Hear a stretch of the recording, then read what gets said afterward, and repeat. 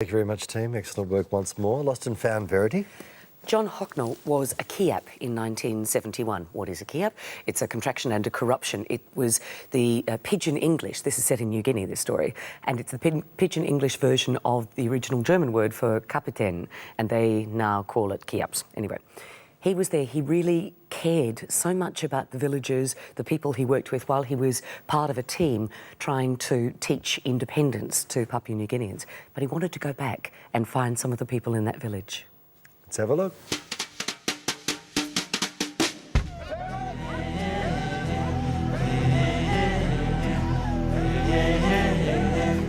These images, filmed more than 30 years ago, are of the Huli people in Tari, a small village in the southern highlands of Papua New Guinea.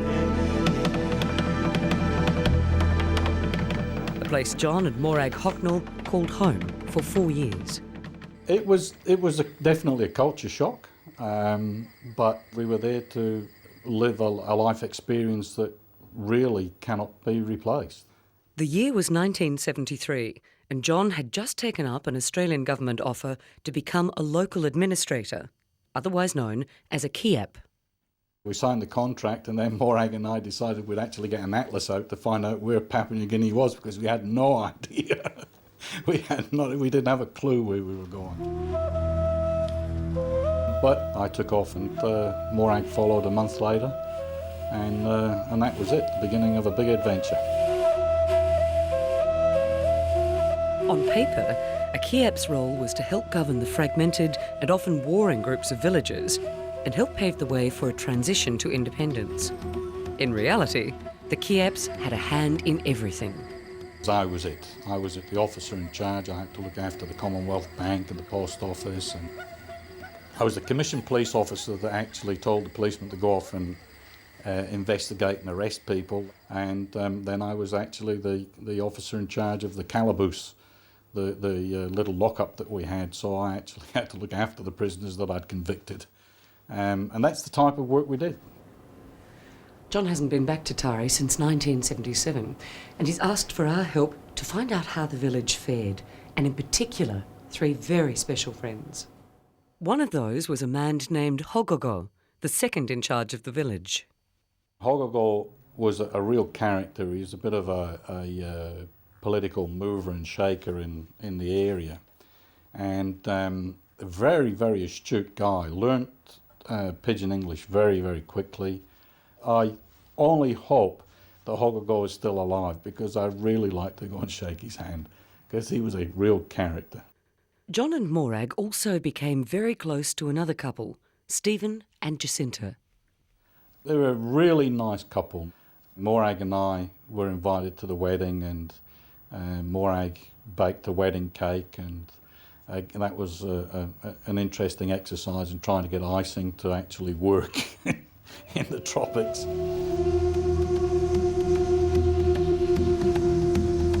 When we began our search, the hope was all 3 were alive. The difficulty was in communicating with an area so remote. The breakthrough came when a local oil and gas company identified Stephen, and so we were able to arrange for John and Morag's flight to Tari. All was going to plan, but now at Port Moresby, they've discovered their connecting flight is overbooked. The no-show factor profile with Tari is very... Well, that's great. We all had tickets for Tari, so perhaps correct. Somebody could have contacted us at the Airways Hotel and said, come here at 5 o'clock in the morning if you want to get on the flight, because we had to get there. In Tari, the Huli people are preparing an elaborate welcome. They've already cooked 3 pigs for a traditional mumu or feast. We've got thousands of Hulis waiting right now. They would have started the mumu already, and they would have been getting ready for the sing-sing. Now, we're not going to turn up, and they're going to be pretty pissed off, so because we're not going to be there. Now, how are we going to get there? Well, since all avenues have been exhausted, the possibility now is tomorrow. Yeah, first available flight. We really want to get up there and meet the people that we were dealing with and have fun with them, celebrate with them, but I don't think Air New Guinea is going to be part of that equation. The next day, John and Morag finally board their flight. But the delay now means they only have 3 hours in Tari. I've got absolutely no idea how we as a family are remembered by the Huli people. No idea at all.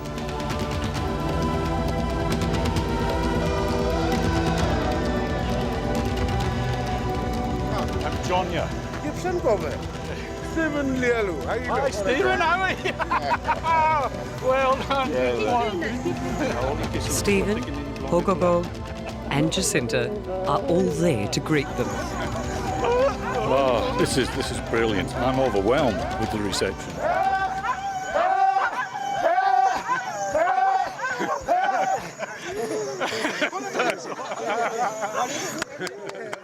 Despite the joy of the reunion, John soon learns the sombre reality of life in Tari today. Unfortunately, very few of the roads, bridges, small hospitals or schools they both helped set up still operate. When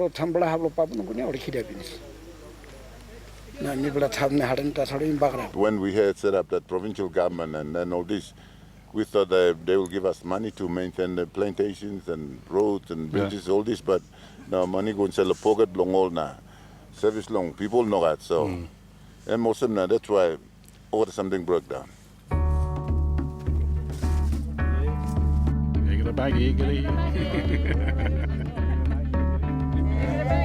These are some top people, but it doesn't sound as though the government really takes much notice of them, unfortunately. Yes, it's a pity. I'm happy I came. I'm glad the people here have got good memories of us. That's an important thing, and I only wish a lot more could be done.